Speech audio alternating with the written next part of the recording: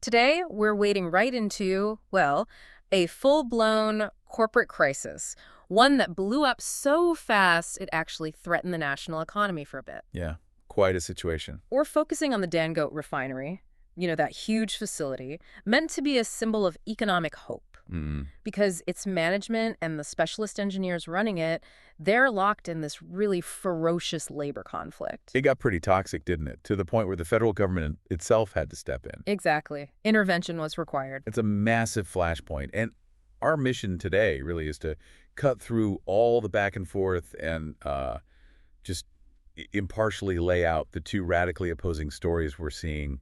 Two totally different realities. Absolutely. It looks like a classic David versus Goliath thing on the surface, but the claims, they just completely contradict each other. You've got the workers saying, look, we're being victimized for trying to unionize. Right. And then management saying, no, this is absolutely necessary because of, well, sabotage and a major reorganization. And the stakes here are just incredibly high. This whole thing revolves around hundreds of engineers, the very specialized people who brought this massive refinery online. Highly skilled individual. And you've got this powerful union, PENGASSEN, involved, which has already shown it can, shut down production nationwide. It really is a clash, isn't it? Corporate power versus, well, the basic right to organize. And it's all playing out with this $20 billion national asset right in the middle. Okay, so let's try and unpack this. Maybe start with the engineer side of things. What really sparked this whole dispute? Well, according to them, it really comes down to two things: pay and joining the union. Right. They alleged that about 800 of them were just suddenly sacked or told to stay away. Just like that. Just like that. And why? Simply because they volunteered to join PENGASSEN. That's the Petroleum and Natural Gas Senior Staff Association of Nigeria. So in their view, their only crime was wanting collective bargaining. That's their core claim. And the reason they wanted to unionize in the first place. They say it was inadequate pay. Okay, did they put a number on it? They did. They mentioned a figure around N$400,000 monthly, and they made a point of saying that actually drops lower after deductions. And $400,000 a month. And this is the critical part. From their perspective, they specifically stated they wouldn't have joined the union if they felt they were, quote, well paid. Hold on a sec. If you're trusting an engineer with, complex refinery operations, skills needed for a $20 billion facility is N$400,000, even before deductions, really a fair rate for that kind of unique specialization. That's the question they're raising, implicitly. And didn't the sources say management initially gave the green light for unionizing? That makes the mass firing feel like a complete turnaround, almost a betrayal. That's a crucial point, yeah. The sources do suggest that early signal. So the issue isn't just the salary number itself, maybe, but how it stacks up against their specific expertise and that initial go-ahead. So things escalate, the dispute goes national, the government steps in. And the proposed solution, this is where it gets really weird. Right.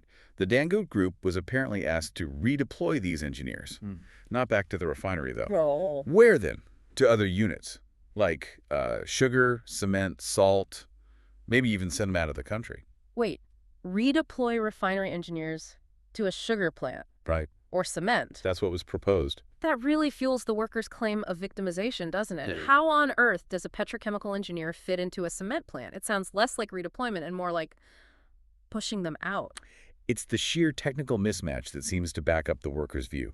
These engineers, remember, were hired specifically by Dangote Petroleum Refinery and Petrochemicals. Right, for refinery work. Their whole skill set is about complex chemical processes, turning crude oil into fuel.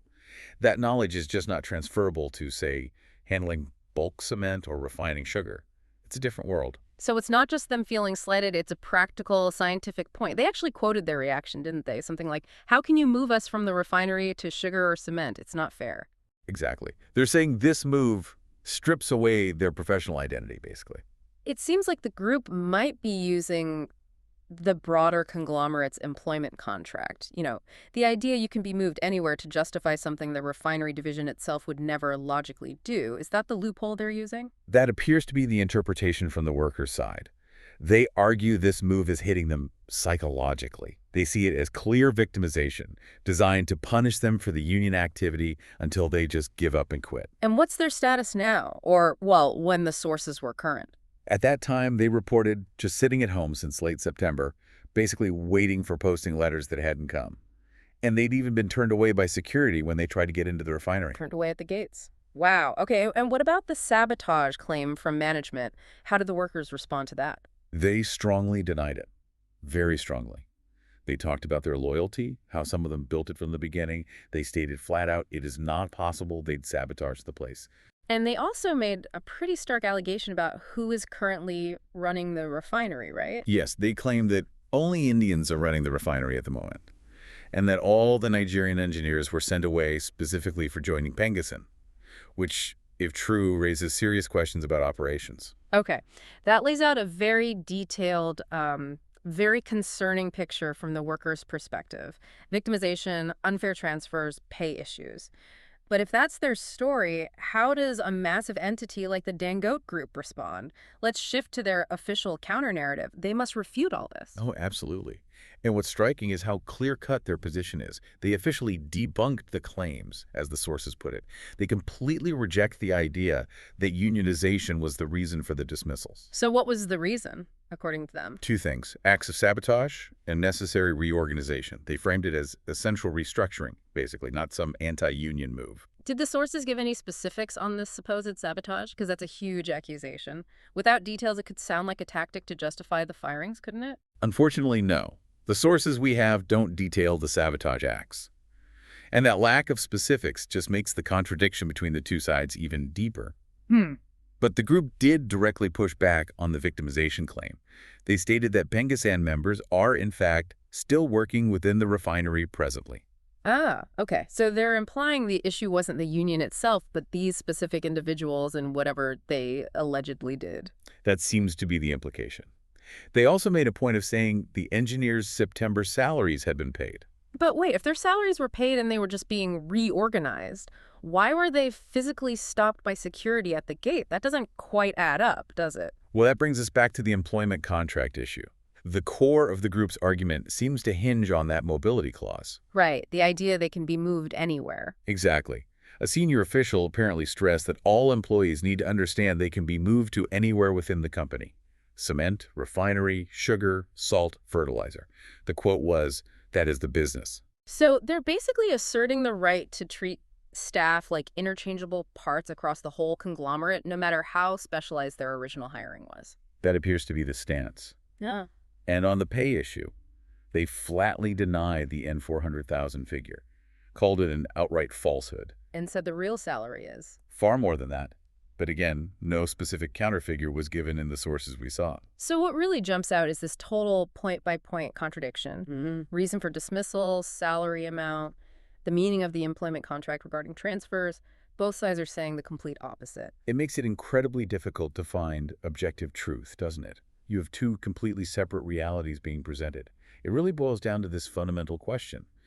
Can a huge conglomerate's standard mobility clause override the reality of hiring someone for a highly specialized critical role in a specific facility? And this wasn't just some internal HR spat that stayed behind closed doors. The stakes were so high it caused immediate serious disruption nationally.